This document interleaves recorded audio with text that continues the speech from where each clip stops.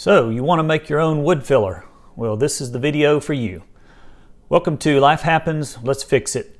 And on this episode, I'm going to walk through how to make wood filler with the things you already have on hand.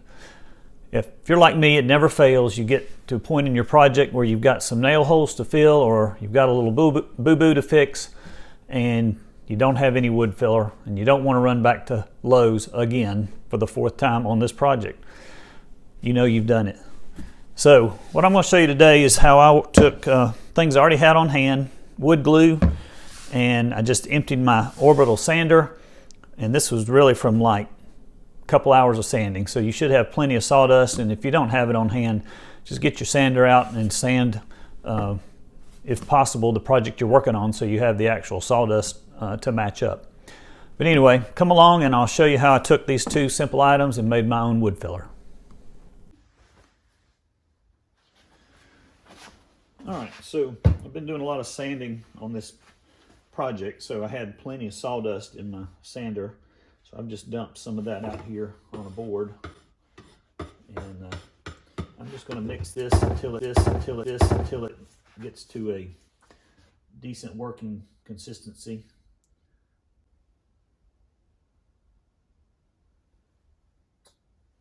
Put some glue there, and then we'll just kind of mix this in, see what happens.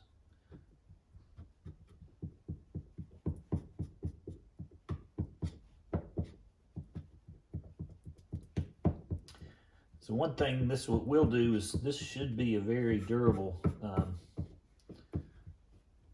wood filler. If you've worked with this wood glue at all, you know it's very, when it dries, it's like super hard. So I'm not concerned about that at all. My main concern is, you know, will it fit down in, it's a pretty small crack I'm filling. So one thing I'm liking already is this, this sawdust is really fine. So I'm hoping to get enough sawdust in here to offset the yellow color of the glue. So that's looking pretty good, actually.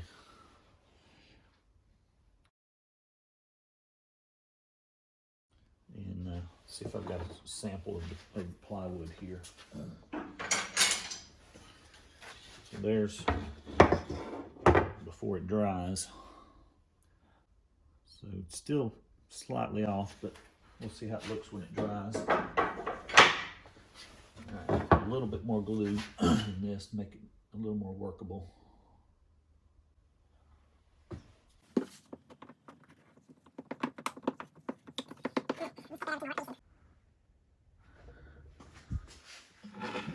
All right, so I've got my wood filler mixed up here, and let's see how it works out here. I'm just going to work it down into the crack, scrape it off. I guess you want to be careful not to get this spread all over like I'm doing. You probably want to do more like I'm doing on this other end. Keep it just in the area you're working on. Be less sanding when you're done.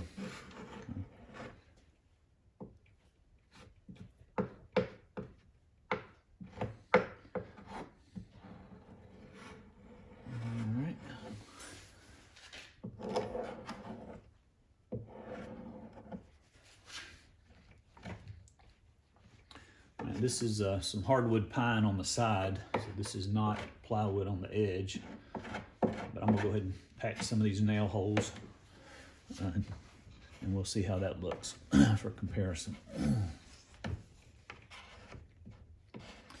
Again, this is shop furniture, so what I'm thinking in my mind is, you know, this is where I want to do my experimenting on a shop, you know, furniture that's not going to be as critical as like I was. For example, if I was doing some kitchen cabinets or something for somebody, do my experimentation on my own work pieces. All right, I'm gonna let that dry and then we'll sand it up and see how it looks. All right, we're back and we're ready to sand this and see what it looks like. The glue The glue and sawdust filler has been sitting for about 4 or 5 hours now. So let's sand it up and see how it looks.